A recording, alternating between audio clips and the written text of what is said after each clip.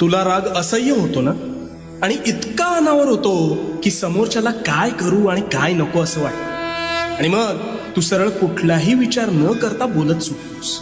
हो ना? पण हा राग म्हणजे तू स्वतःच स्वतःभोवती लावलेली आग आहे, हे तुला ठाऊक आहे का?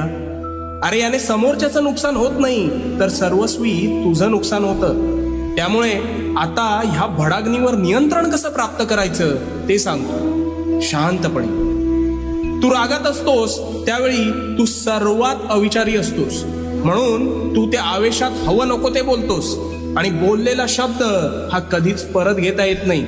त्यामुळे तू समोरच्याच्या मनाचा विचार न करता बेफाम शब्दांनी वार करतोस, आणि त्याला तर ते लागतंच, पण त्याचा त्रास हा तुला जास्त होतो. मग जेव्हा तू शांत होतोस तेव्हा तुला वाटतं आपण फार बोलून गेलो का,